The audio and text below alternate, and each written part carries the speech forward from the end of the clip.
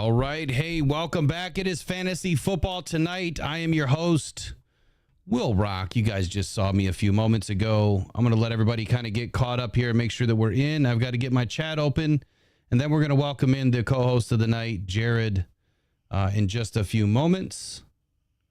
Bear with me a second while we get this first show off and running. Looks like we've got a full chat already. Give me 1 second here. All right, here we go.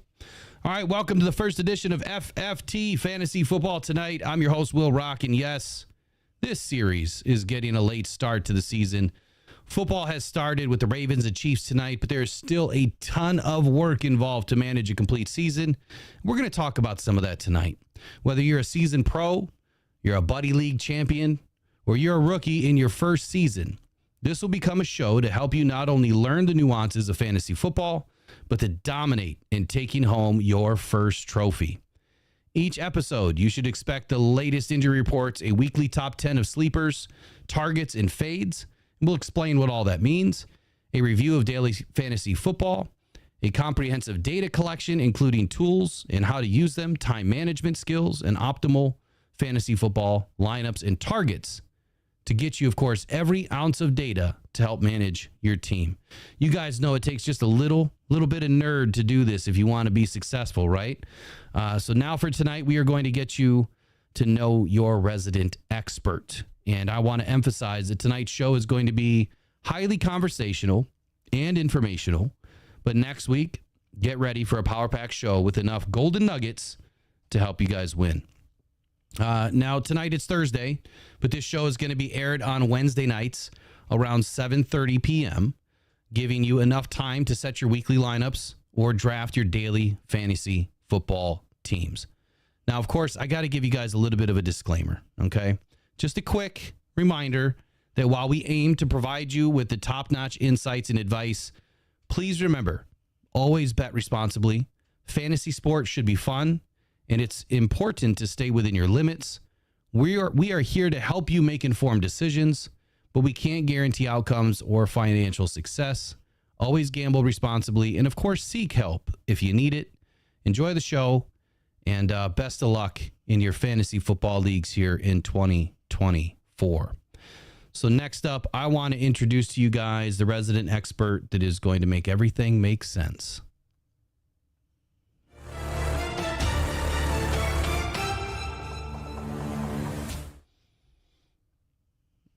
All right, and now I am joined by Jared. Jared was born and raised in Michigan, a diehard Lions super fan, a 16 times fantasy football players champion league winner, and an NFFC playoff challenge winner in 2016. I'm sure that's not everything about you, Jared, or your career in fantasy football, but I think that we've probably heard enough from me already. Let's talk about you for a minute, man. Welcome to the show, Jared. Tell us, man, where are you at? What's it all about? And welcome to your show, Fantasy Football Tonight.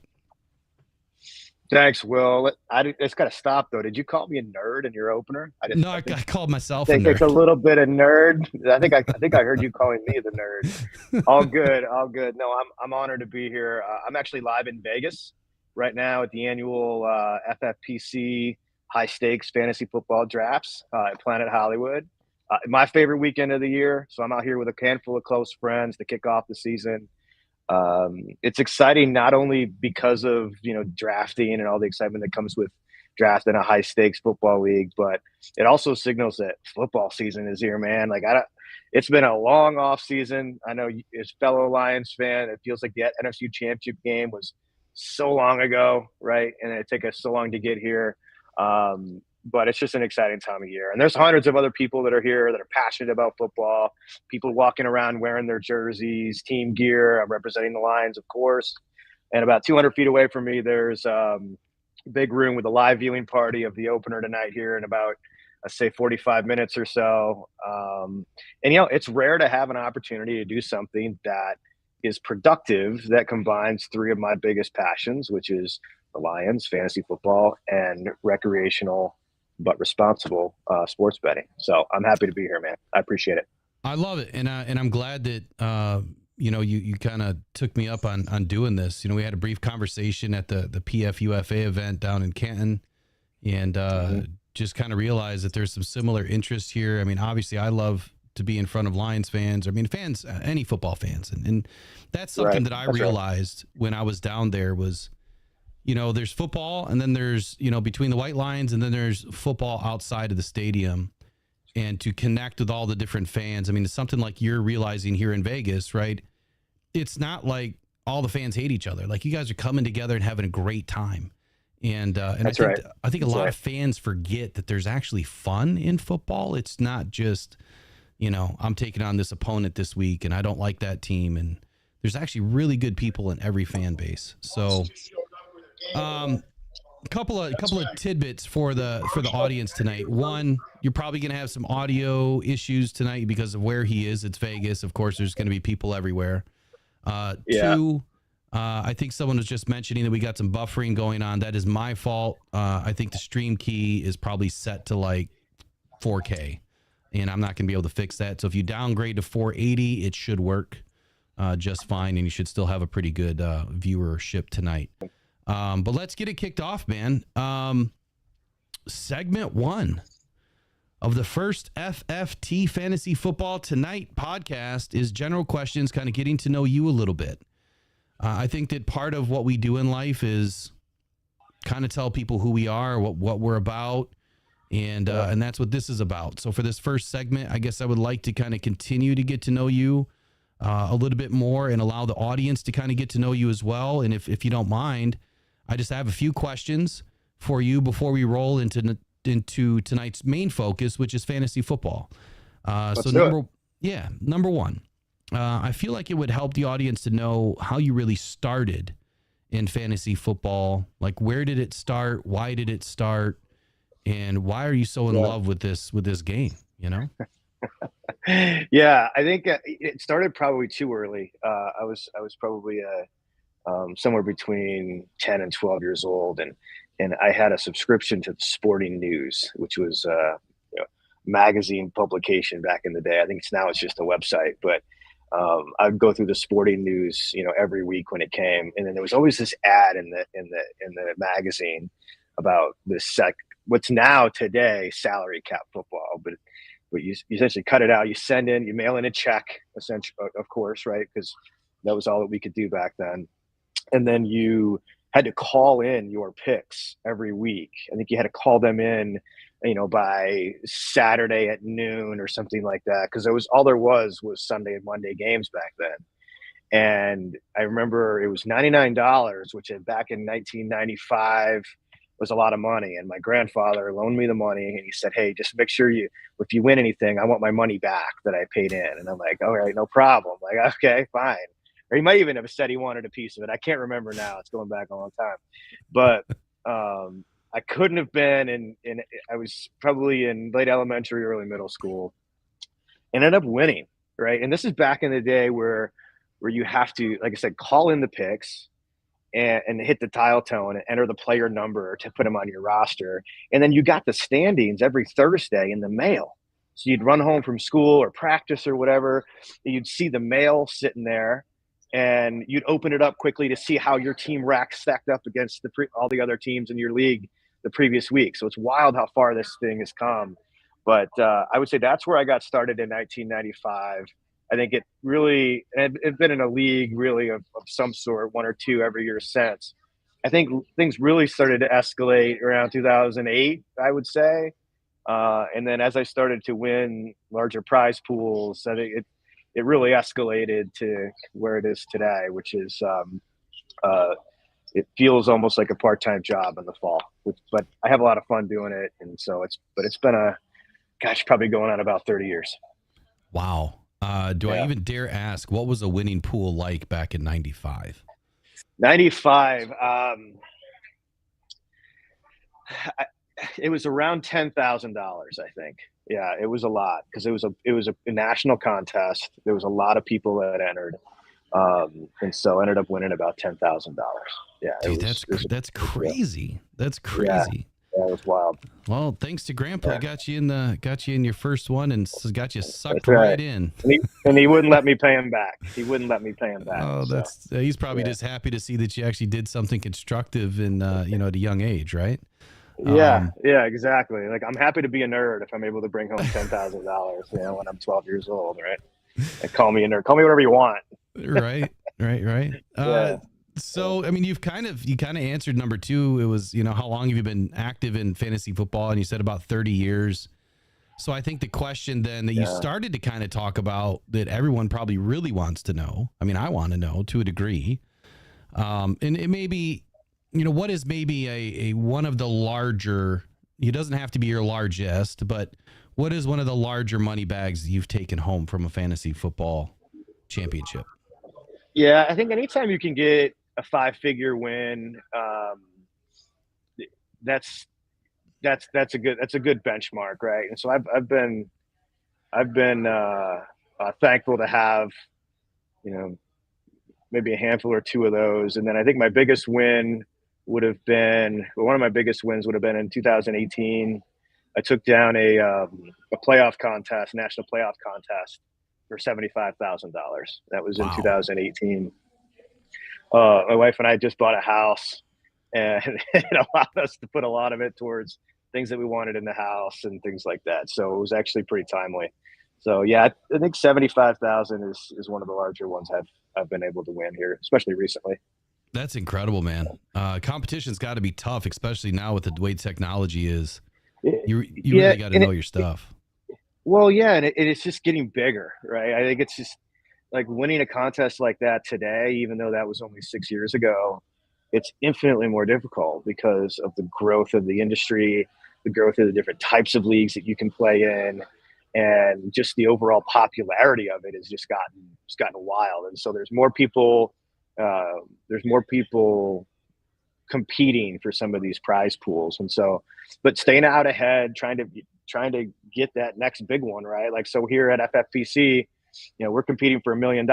So as the competition grows and as things get bigger, so do the prize pools. And so it's kind of a race, and it's fun to do. I watch football religiously. It's a passion of mine. So if I can make some money while I'm into it, then let's give it a shot, right? Yeah, it's fun stuff, man. So I guess now that technology is kind of on your side, if you will, no more mail-in ballots to the pro sports news. How many leagues, how many teams or leagues are you managing throughout a year, or throughout a season? This is a question. A lot of people ask me that when they know I'm just into fantasy football and sports betting. Like, how many leagues are you in? I tend to try to avoid answering it because people are always going to have different responses to it, especially my wife and direct family. But I would say I have about 4 or 5 home leagues. And what I would call a home league is those are the ones you do with your buddies, the people right? You get together each year at somebody's house and you do your league. I have about 4 or 5 of those that I've been a part of for many years. I think most of my play now has been here with the FFPC, which is the Fantasy Football Players Championship. And I'll do a dozen or so season-long leagues here. Now, doing live drafts in Vegas for the chance at the $1 million and the $1.5 million, I've got about 5 entries here. So we're probably a little over 20, if I had to take a guess. Now, I've drafted more than 20 teams. A lot of these are best ball leagues. And if we have a chance to get into that here a little bit later, we can. But best ball is like you do the draft, you draft your team, and then you walk away. You forget about it. Like, you don't have to in-season manage.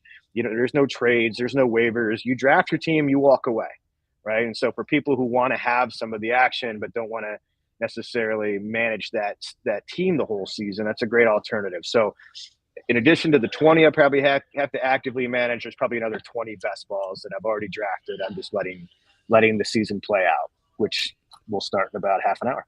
Man, that's crazy. I want to get in some best ball leagues next year that I don't have to manage. It's a great way to do it. You keep that team throughout the whole year. There's nothing you can do other than just, see how everything plays out. So it's a great way to have some action on the season without having to commit to the time it takes to run that. Yeah. And so talking about time, I mean, that's a great segue into our first sponsor of the night. So I'm going to be right back after our first sponsor in 30 seconds.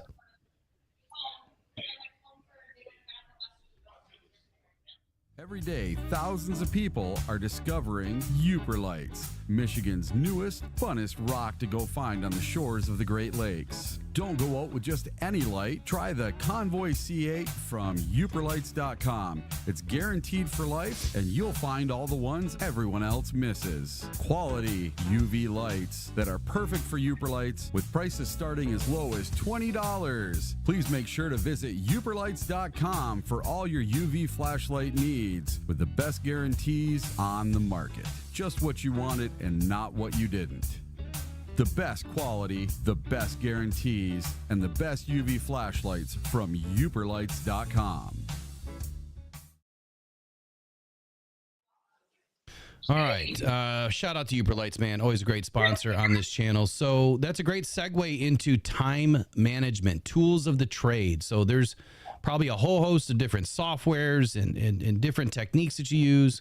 But time management has got to be very difficult managing 20 plus leagues.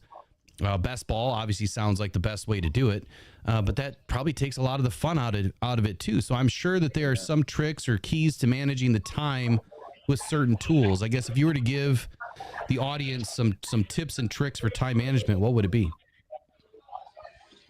Routine. Get yourself into a routine, right? I think it's a little easier to manage 1, 2, maybe 3, just kind of as you go. If you are getting into more, like, you've got to be disciplined. I mean, like most people, I've got full work days, so there's a lot of stuff that I need to do for this early in the mornings on Tuesday and Wednesday, or sitting in bed before I fall asleep. A typical routine for me is, Monday you start thinking about, next weekend's games, including that night's Monday Night Football game. Tuesday it's getting up early and getting some of the waivers done for leagues that run on Tuesday, but really mostly taking a look at the following week. What's my lineup going to look like for the following week? What are the bye weeks? What are the injuries? What am I going to need to go after in certain positions on the waiver wire, which we can get into what that is here in a few minutes. Wednesdays, I'd say it's probably my most intensive day, and then that's putting in all the waiver wire bidding, taking a look at not this coming weekend's games, but the following weekends. Like, where can I get ahead of everyone else? Where can I think 1 or 2 weeks ahead of what I think everyone else is going to want to do down the line? Thursday, then you're just setting all your lineups, one by one. Let's make sure things are in place before I go get the kids from school. Because once the kids are at home, I have a 7 and a 5-year-old. Things get a little wild. I may not be able to get back to that before the game kicks off on Thursday night. Friday, pretty simple. Not much going on Friday. Saturday, you're rescanning lineups, late injury news, what's come up that's caused me to change my mind in some capacity. What's the weather like for the games? What are the weather forecasts? Because cold weather and wind affects passing games, so you got to think a little bit 3D. Like, you got to think 3-dimensional. It's not just what you see on paper, but what's the conditions of that game going to be like? And then Sunday morning, the season-long leagues are pretty well set. Sunday morning is really for the daily, the DFS, which I know is a very popular form of fantasy football.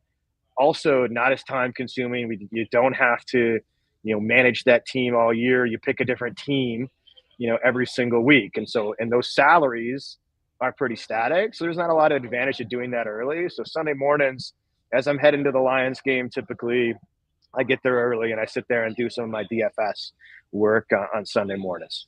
That's what a typical week looks like. Now, in some cases, something comes up Tuesday, something comes up Wednesday. I'm traveling for work. It gets a little dicey. And when I get out of that routine, then it can be stressful. But I try to stick to that routine as much as possible. And if I have that concentrated time to focus on this in the mornings, I tend to be able to get everything done and pretty efficiently. So, but it's not easy. It's not easy. Yeah. So I know it's really hard to answer questions because there's a large framework that is needed with the types of leagues, the availability and all that, but I'm going to just give it a crack. There's been 2 questions that have come in. So I'm going to give it a crack. You tell me if you can answer the question or not without any background. So question number 1 is from Devin Wells. Do I trade Laporta and Lockett for McBride and BTJ? I would say for me, I would never trade Laporta because I'm a Lions homer, but what do you think? Run it through me again. We're trading away Laporta. And Laporta and Lockett for McBride and BTJ. Who's BTJ? BTJ. Yeah, who's BTJ? I don't know. So that might be one I'm not able to answer. When we know who BTJ is, let us know. So the second question. Yeah, let me know. Otherwise, I can't answer that yet. Yeah. So the second question is, it says I'm streaming the Bears DST over the Ravens today. Should I drop the Bears DST and pick up Jordan Mason? The defense is the only thing I can drop. I don't have any more space after hearing the McCaffrey news. The answer is yes. The answer is yes. I don't know if there's any different McCaffrey news that I haven't heard of. I've been in drafts most of the day today. I'm a big Jordan Mason guy, right? He's the handcuff to Christian McCaffrey. McCaffrey's getting up there in age. The 49ers have openly said they want to pull back his usage. There are going to be more opportunities for Jordan Mason. I'm going to be shocked if McCaffrey plays all 17 games this season. I just don't think it's going to happen. And I think whether it's for injury or whether the 49ers hold him out just to keep his usage down for the stretch run, I'm a big Jordan Mason fan. If something does happen to McCaffrey, and we never root for injuries, you're arguably sitting on one of the more popular and valuable players in fantasy football. That is far better than having a backup defense, if you will. So I would say absolutely pull the trigger on that. Yeah, so the only thing that I had seen news-wise was he was limited in practice today. But I don't think it's any different. And that's going to be the story all year. Like, that's what we're going to see. Like, taking nothing away from Christian McCaffrey. Tremendously talented and gifted running back. Best there was last year, right? I mean, just incredible talent. But seeing him in the questionable tag is going to happen throughout the whole course of the season, right? And if you do have an injury if somebody else has Christian McCaffrey and you have Jordan Mason, something happens to McCaffrey, think of what you could trade Jordan Mason to that owner for, right? It becomes a very valuable piece if you wanted to take that approach. So absolutely, if you can get your hands on Jordan Mason, that goes for any league, anybody out there. If Jordan Mason's on your waiver wire and you've got a spot, stash him for a while. Pick him up, keep him on your bench until you need him. And if you don't need him ever, that's fine too. But you're probably not going to need a backup defense either. So absolutely pick up Jordan Mason. Backup defense is hilarious. So another question here. So maybe you've kind of already answered this, but what would you recommend for a beginner or even an established player to really have at a minimum to be successful when it comes to like subscriptions or software, things that would kind of help, manage your key analytics, performance calculators, estimators for the week, your daily news outside of Twitter, where a lot of people get their news. Is there a great place to kind of put your information, or are you kind of pulling from 5, 6, 7 places? Yeah. Listen, I think it should be said, and you covered some in the disclaimer, like I am not a professional by any means, right? I don't do this for a living. This is a hobby. I don't have the time to do some of the research and the modeling that a lot of these other great sites out there do. I find people that I respect in the industry. I find people that I tend to have a similar mindset and approach to things, and I lean on them. Like, doesn't really come from one source. So there's a lot of different tools out there that can give you various ideas. I mean, there's sites like ESPN where they're just publishing lists, and that works for some people. So I like to look at data a little different, and I get access to the writers and the experts that I follow. Places can be like Fantasy Pros, Fantasy Alarm, several others that allow me to tap into people who spend their entire day. It is their job looking at this stuff. Also, just setting custom news feeds is helpful to see who's practicing, what are some weather-related concerns, travel-related issues with teams, things like that. I know the teams are a little bit pent up and frustrated right now in Brazil because they can't leave their hotel, for instance. So things like that I want to know about when I'm making these decisions. But the tools out there are great. There's no shortage to what's available. Please don't use a magazine that you bought back in July, right? Like that back in 1995. That's what I was doing, right? Using a magazine, you cross it off with a highlighter and things like that. Start with a base package, find something you like, and if it improves your decision making, then you can go a layer deeper and decide if it's worth. That said, the most valuable tool you can utilize is watching the games, knowing football, right? That will build up the tool that is your gut, your intuition, based on what you know about the game, the teams, and that's really where you can differentiate, right? And you can use a lot of the data and analytics to get yourself a point of view.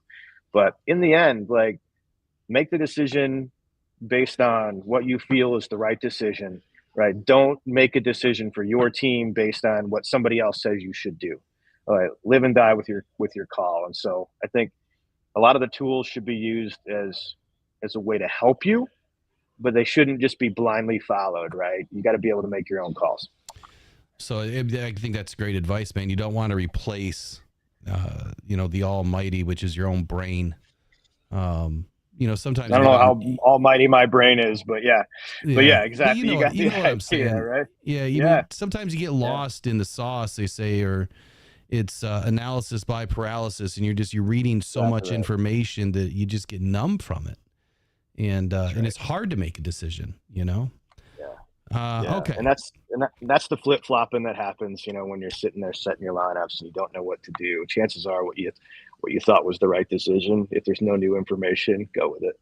And I don't really know if you have like a follow-up to this. Like, if money was no object for somebody, is there a gold standard really for having the best tools and the analytics, kind of in your tool belt that high stakes players utilize? Or like you said, are they really doing their own modeling? No, I don't think there's a lot of high. I mean, I can't say there's nobody. I'm sure there is, but I'm not aware of a lot of people doing their own modeling necessarily. I think if there's a models to look after, it's probably the betting community, right? I know there's a lot of people in the betting community who build models for over-unders and prop bets and things like that. That's probably the better model to go after. But I think everybody has their own taste. They have their own things that they gravitate towards. So, for instance, like rookie rankings, I rely heavily on rosterwatch.com, right? All non-paid sponsorships, by the way. For season long, it's usually Fantasy Pros, DFS. It's usually Roto Grinders, but the fantasy alarms, fantasy gurus, football guys, they all have their unique things that players gravitate towards. And I also know members of the high stakes community that don't use anything. They don't want to use anything. They want to just go strictly by what they see and what they want to do. And that's totally fine as well, right? So it really depends on what people want to gravitate towards, but there really is no shortage of tools. There's always probably too many tools out there that you can leverage, and finding the one that works for you is just really what you need to do. And you can, based on what it is that you feel you need the most help with, or that you want, the type of information or data that you want, right? Yeah. It's really up to every individual, really, what they want to leverage. So another question just came in about a potential trade here, or trade option. So Lanner X says Jordan Mason or Caleb Williams. I have Jordan Love as my starter. So they must have the opportunity to pick up Jordan Mason or Caleb Williams. And I think if we could figure out from that individual what running backs they have already, that would help me answer that question. It's really hard to look at that. And then also if it's a 10 or a 12 team league that they're in, because if it's a 10 team league, they don't need to be carrying two quarterbacks. If it's a 12, then that maybe you do. So those would be good things to know before I answer that one. I don't want to steer someone the wrong way without having all the information on that. Gotcha. I threw that back out there. So for the next show for next week, If you guys want to shout some questions into the chat, just kind of paint us a background. How many leagues? Yeah. How many RBs? Who they are. Kind of give us a lineup, if you will. I don't know how many characters you can put into the chat, but kind of give us at least a little bit of a background so Jared can kind of make his best guess. Well, what's helpful for me is it a 10-team league? Is it a 12-team league? Is it a PPR or is it a standard? Those are the big things that I really would want to understand before I could answer any of those types of questions. But if we get an answer on who the RBs are that they currently have, and we find out that it's a 12-team league or a 10-team league, I would say absolutely. I think Jordan Mason's the way to go. If it's a 10-team league, the reason why I'm okay with dropping somebody like a Caleb Williams is there's only 10 teams. And so there's a lot more quarterbacks available to pick up if something happened to Jordan Love. But when you get to a 12-team league, there's not as many options on the waiver wire as there would be in a 10-team league. And that could put you in a little bit of a bind if you don't have a quality backup. Now, all that said, we don't know if Caleb Williams is a quality backup yet or not. Right? He certainly looks the part, and he certainly is showing well so far in the preseason. But he still hasn't seen an NFL defense, a real NFL defense. And some would argue he never didn't see many college defenses either in the Pac-12. But we don't know what Caleb Williams necessarily is yet. But if it's a 12-team league or a super flex, which starts two quarterbacks, then I think you got to hold on to Caleb Williams. Interesting. All right, so segment 3 here, the difference between the leagues. Now, I looked at a sheet today, and I was kind of blown away at how many different leagues there were in fantasy football, and I'm sure it's just a microcosm of what is really out there.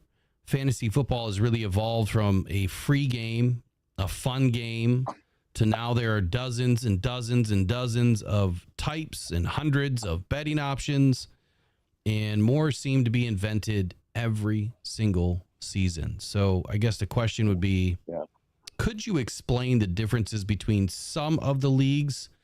I guess starting with the most popular leagues that people are playing.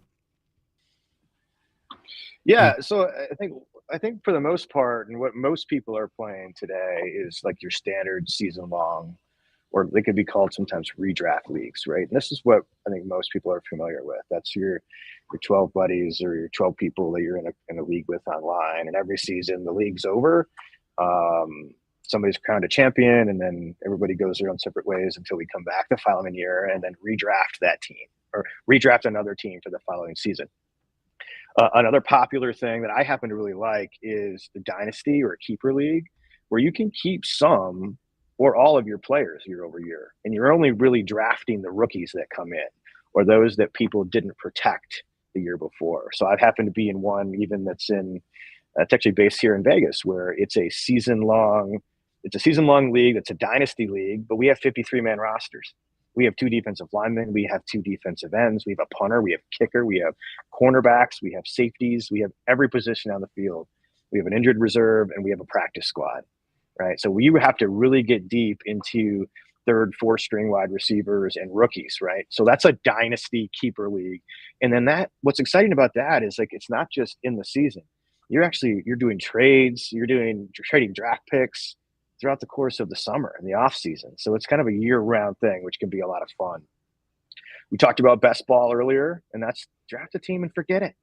Let the season play out, right? It's good for people who want that rooting interest, who want to follow the game, who want to follow their players and win some money, but don't have the time for in-season management. That's also very popular. Daily fantasy sports, I think, is kind of really stepped into the stage with that salary cap format, looking at every week, looking at different combinations of players and their salaries that you can fit into a lineup.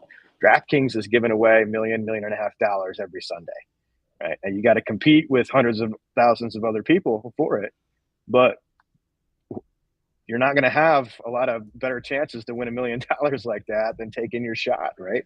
And you've got to differentiate different players and things like that. So there is a lot of strategy that goes into that.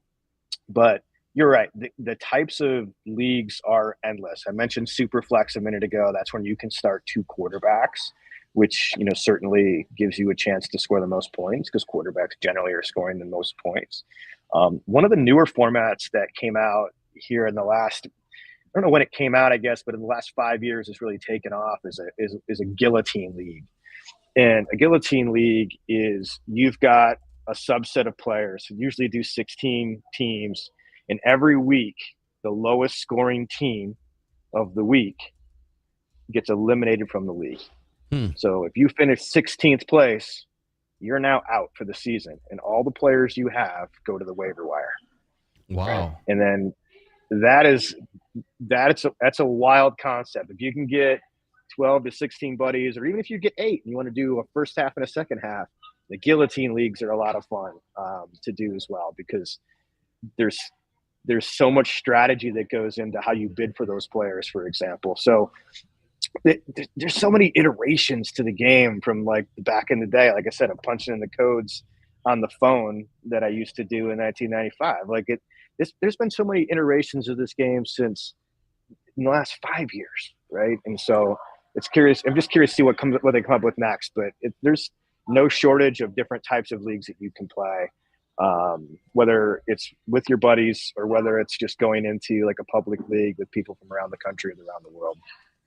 Man, I never thought that fantasy football was going to turn into something like this. When I started hearing about fantasy football back in the day, I'm thinking, man, this is like the Dungeons and Dragons of the football world. And it's anything but now. I mean, it's like, it's big time and it's big money. I mean, big money, billions of dollars going through this. Yeah. The first time I came, a quick story. The first time I came here to Vegas to do the FFPC drafts, with probably about 7-8 years ago, I kind of came out here and always wanted to do it, and I pulled the trigger, and I walked in like this, the whole Planet Hollywood Conference Center is set up with draft tables and merchandise swag and signs and draft boards up and down the hallways, and all the tables are set up. And then you start to see people like walk in and get excited about it. You're like, all this time, like there's this massive community of people who are, I'll use your word, nerdy about this stuff like I am, And then so now you come back every year, you see the same people, you see some of the industry experts. I was in a league today with Farrell Elliott. I know I was drafted the other night with Jeff Manns. All these guys have their own Sirius XM, fantasy sports shows, and this is sort of where people come to test what they've got against the best, right? And it's a ton of fun. It's just a ton of fun to be here. I think I forgot to ask you that question earlier. Was how many celebrities do you see walking through the halls there that are coming to do these leagues? Or even former players, former football players. That's happened. No, that's happened. So like, I guess you have to define, what a celebrity is, right? I wouldn't say I've seen any A-list celebrities here or anything like that, but if you're plugged into the fantasy community, you absolutely see some of the names, like I was just mentioning, sitting at the tables with you, drafting these teams. You see the people who won the $1.5 million last year back in here this year, right? One story though, I guess it was the year before last, I was in a league with Mailbag. So if anybody remembers Mailbag, he's a running back for the Vikings and the Steelers predominantly, 2 Super Bowl rings. But yeah, I sat and drafted next to him 2 years ago in a league. So you never know who you're going to see out here. Did he win? Do you remember how he did? I don't remember how he did. I remember I paid particularly close attention when I played him, and I did beat him the week I was matched up head to head, but I can't remember the outcome of what that league was. He might have. I just can't remember. That's funny. Now you're making my brain go back 2 seasons ago. A little more difficult. Yeah, it's hard for me to remember this morning some days. So there's especially when you're here in Vegas, right? Yeah, of course. That's why I stay as far away from that place as possible. But who knows? I might find myself back there soon. So you did something really cool, man, and huge shout out to you. So I have this Rocked On Cancer Foundation that I started this year, obviously to help, cancer warriors that have battled, those that will battle in the future, those that are battling now. And the Rocked On Cancer Foundation has a drive to 50K this year. And we've already gotten it off and running, on the Buy Me a Coffee program. We're already doing a lot. We're already meeting some of the goals. And you decided to draft a league and donate a portion of it. So talk about that for a minute. How that works, what's at stake, how do we manage it, and what did you do? No, yeah, and first and foremost, just what you're doing for with your Rocked On Cancer Foundation, it is amazing. And so what I wanted to do is I've signed up and drafted a Fantasy Pros Championship League. It's a $350 entry, tight end premium through the FFPC. Has about 20,000 participants. Grand prize for that is $1 million. So if I'm able to finish first out of the 200,000 participants, my prize on that would be $1 million. It could be anywhere from 0 up to that $1 million.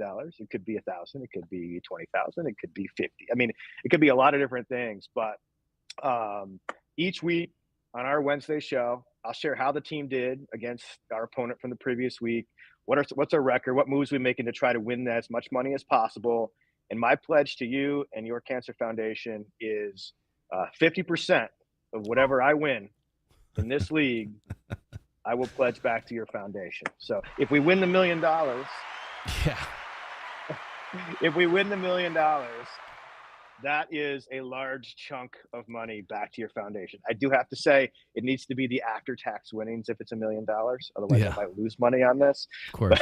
After-tax winnings, I will put that all to your foundation. So I'm happy to do it. I think it's a great cause, and it actually gives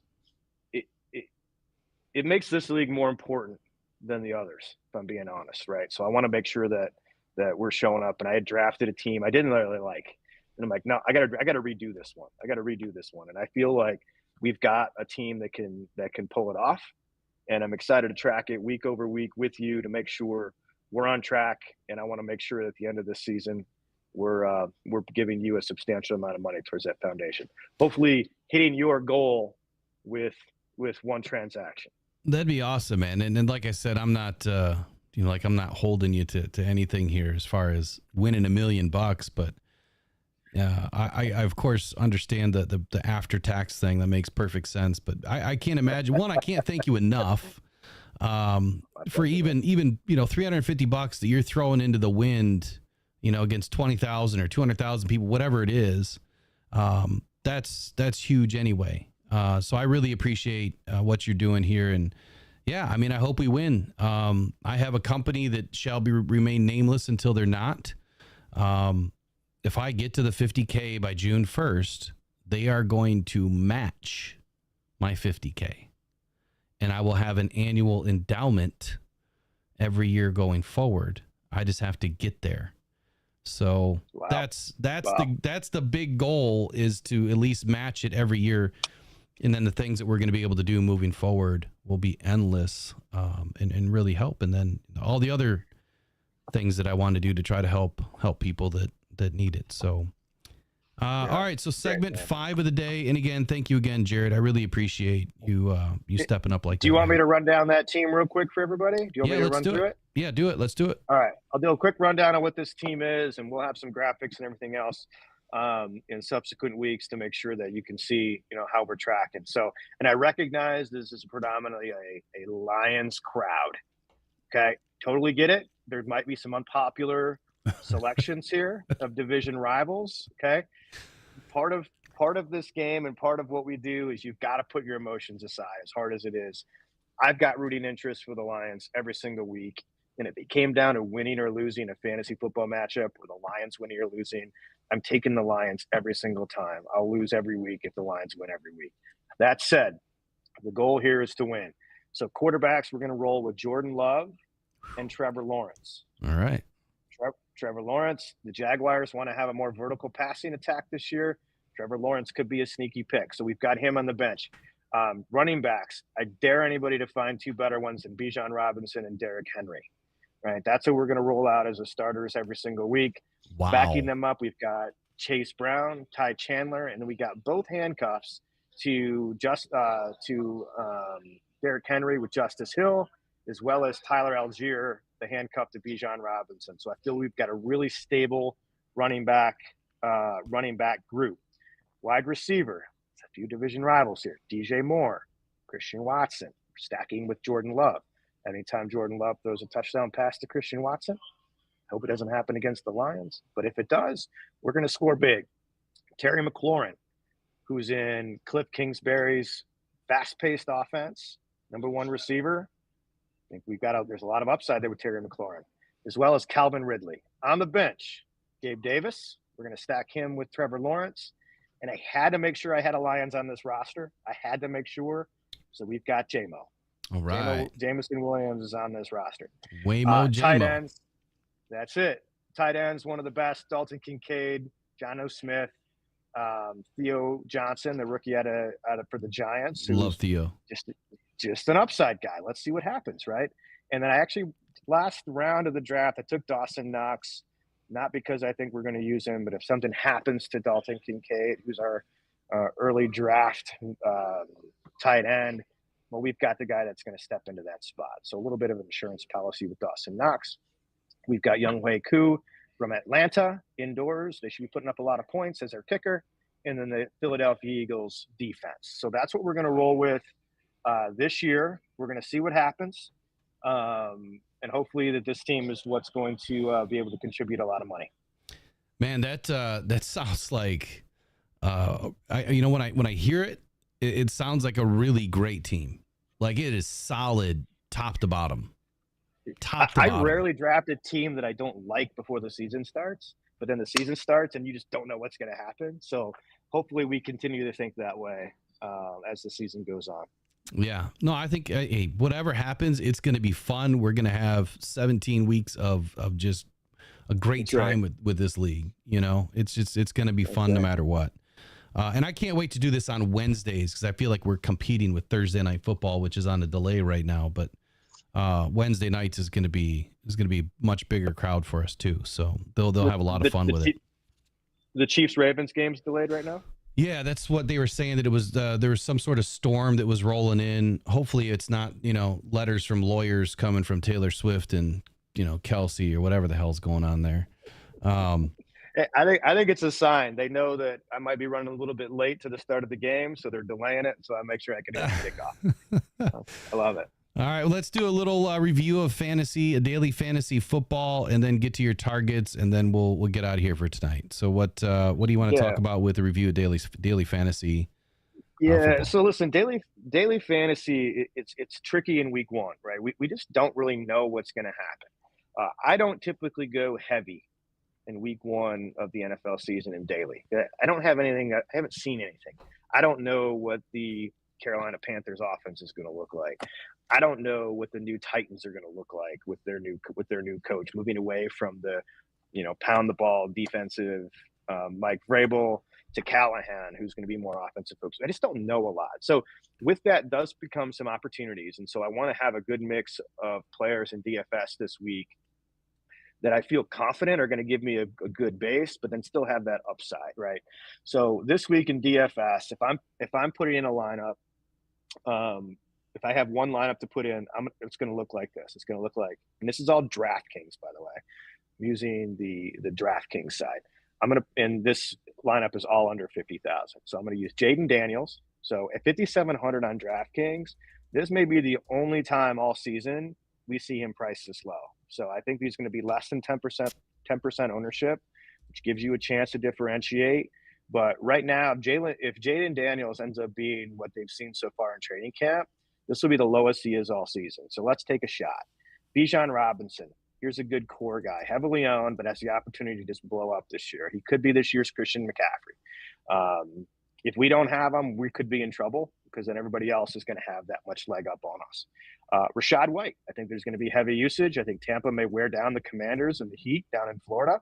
I think this plays well for the game script of the Buccaneers running the ball with the Commanders passing the ball. So that feeds into our quarterback, Jaden Daniels. Stacking that, Terry McLaurin. We talked about Terry McLaurin a little bit ago. This offense is going to be fast. They're going to run a lot of plays. They're going to move fast. And their defense is not good. So they could be trailing a lot. They're going to have a lot of opportunities on offense. So putting Jaden Daniels with Terry McLaurin in this lineup, I felt was a great way to try to hit that home run. Deontay Johnson, my next wide receiver, number one wide receiver in Canales' new offense in Carolina. There was a couple of receivers in Tampa Bay who did a pretty good job under Canales last year. They're also likely going to be trailing in a lot of games or could be a lot of usage. Malik Neighbors, similar to Daniels, if he lives up to the hype, he won't be this cheap again. So let's roll him out and let's see what happens. Kyle Pitts, I don't usually like having two players from the same team at the skill positions. But I believe in Zach Robinson, and I believe the team will be trying to showcase these weapons early. So with Kyle Pitts and Bijan Robinson, not a lot of people are going to have that combo. If they both go, I think that's a way that we could differentiate as well. Dalton Kincaid, this Arizona defense is one of the worst in the league. He can easily put up wide receiver one numbers, but at a tight end price point, which is generally lower. And then last, for the defense, we're going to do the Cleveland Browns. The Browns are fired up, right? And the Cowboys are a team that has had distractions left and right all offseason. Jim Schwartz is going to be able to dial up whatever he wants there. The Cowboys do not have much of a running game at all. So I think he can have people like Myles Garrett pin their ears back and go after the quarterback. And that's going to score a lot of points in DFS. So my optimal lineup this week is going to be Jaden Daniels at quarterback, Bijan Robinson and Rachaad White at running back, Deontay Johnson, Malik Neighbors, Terry McLaurin at wide receiver, Kyle Pitts at tight end, Dalton Kincaid at the flex, and the Cleveland Browns on defense. So that maybe this is a dumb question. Does it matter if, well, I guess in your case it does with a tight end. You can only put a second tight end as a flex, but you can put a running back, a wide receiver, a tight end. It doesn't matter who you really stick there. That's it. Yeah, okay. That's it. And that's why I think with the Arizona defense being so bad, and you have a place, if you have a position, you only have so much salary left.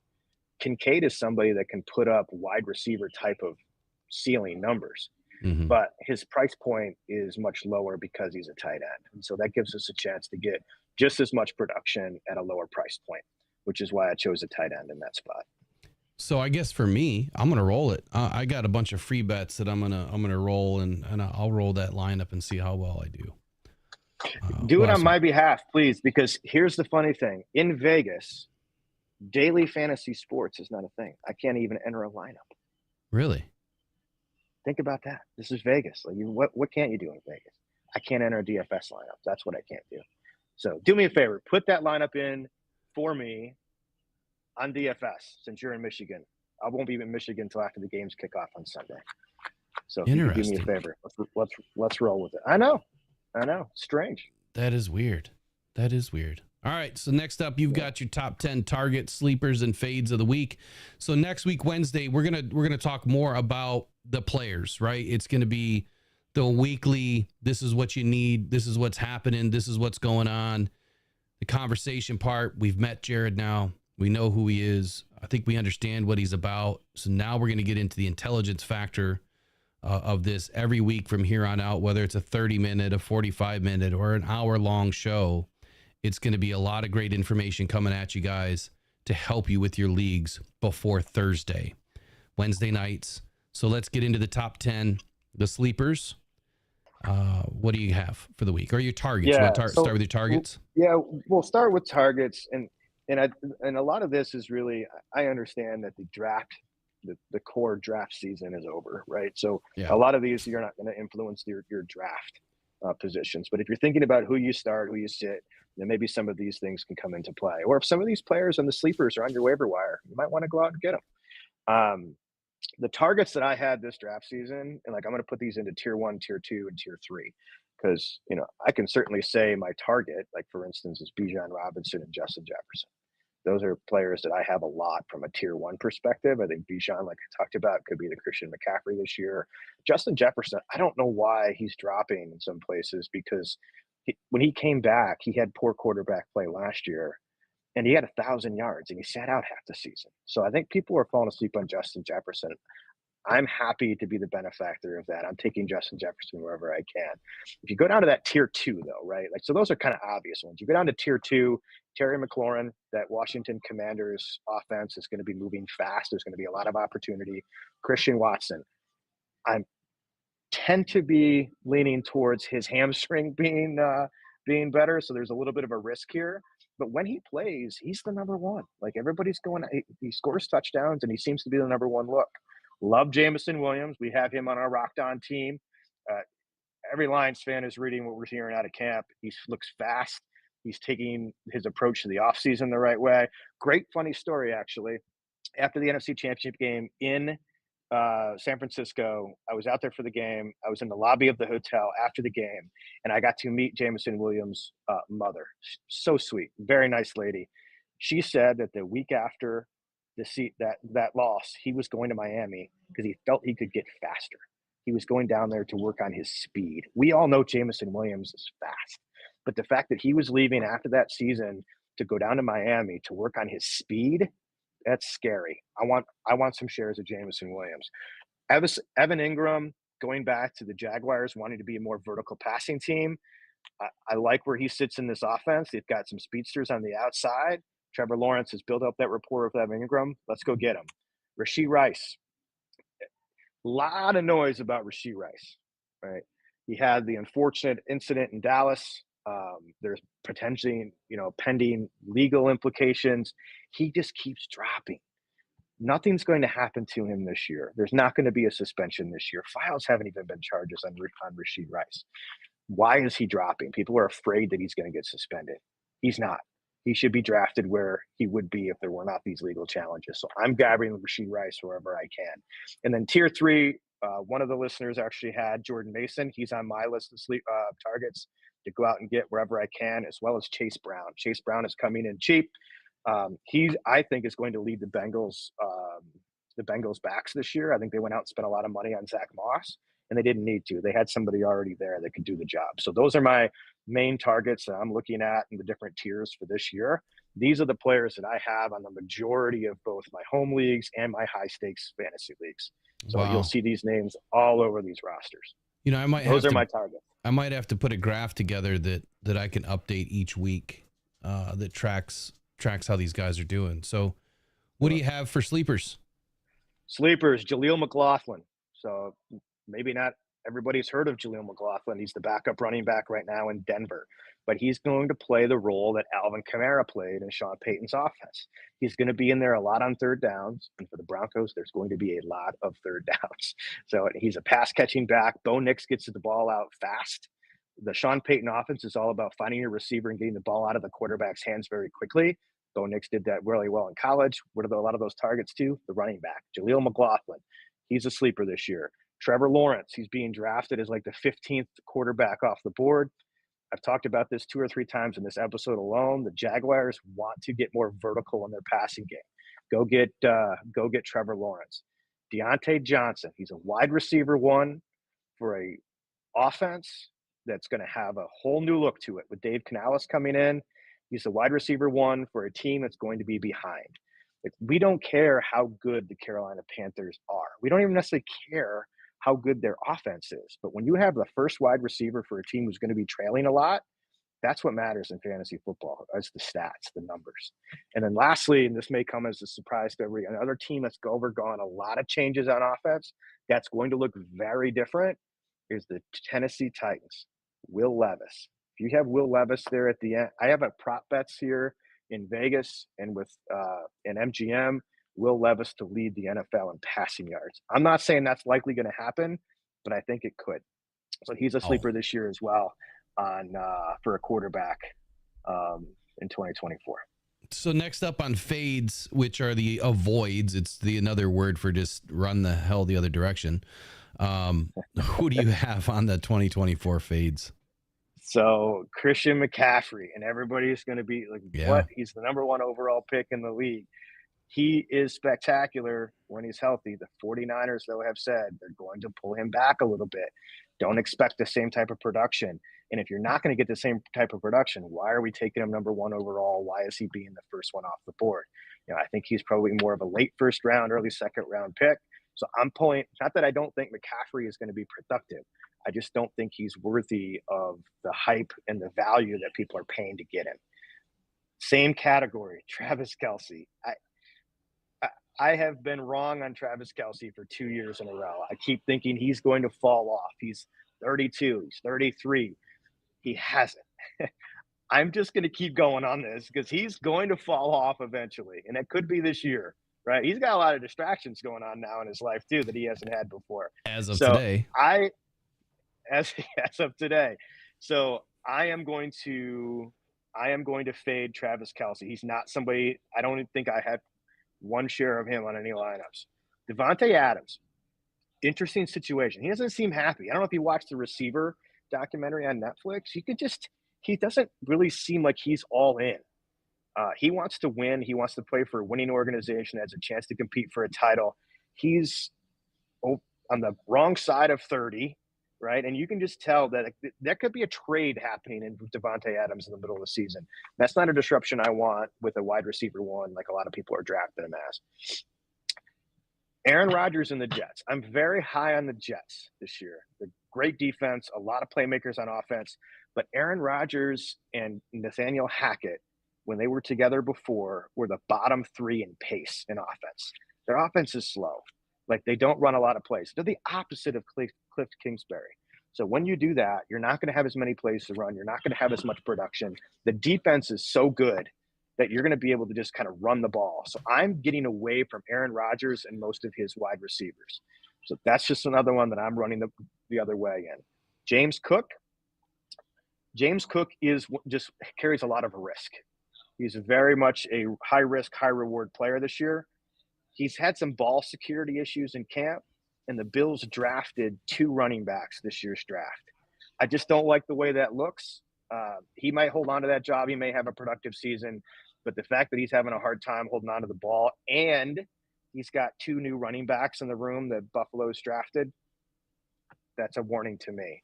And then lastly, Marvin Harrison Jr. Like, this guy could be a Hall of Famer. He could break all sorts of rookie records. But he's being drafted like that's a sure thing. So he's being drafted in the first round. Today at a high-stakes league, he was drafted at number 10 overall. You're sort of drafting him at his ceiling. So what's the upside there, right? And so I think just Marvin Harrison Jr. could be very talented, but I don't think he's worthy of a first-round pick like he's going right now. Those are the ones that I'm fading this year as a preseason. Here's a few comments from me. Number one, I've been calling the Arizona Cardinals to be the 2024 version of the 23 Texans since March. And I still think that's going to happen. Whether or not Harrison is part of that, I don't know. Number two, I've said that the Chiefs aren't even going to make the playoffs this year. Maybe Travis Kelce is the reason why, because when we know he's not in the game, old Patty Mahomes has trouble. I would love to see, not Christian McCaffrey injured, but just not having a great season and the 49ers fall off like I have on the board up here in the 3rd spot of their division. So in Devontae Adams, I see that, man. I mean, he's not the same Devontae. He clearly wants to go back and play with Rodgers. I think there could be a Jets deal coming. He wants to play with Rodgers and he wants to eat Taco Bell. Right. Yeah. He doesn't really want to be here in Vegas, I don't think, playing for the Raiders without much of a shot at winning the Super Bowl. And so I think you're going to see some noise on him as the season goes on. You're going to see more disgruntlement coming from the Raiders in Devontae Adams, and I think he could be traded. Well, all great stuff, man. Look, it was a pleasure doing this first one tonight. Next week, Wednesday, we'll be on at 7:30. Go enjoy the game. Jared, have a great time in Vegas. Just remember, whatever happens in Vegas stays in Vegas. All right. You take care. You better believe it, man. Have a great night, Jared. We'll see you next week, Wednesday. Take care.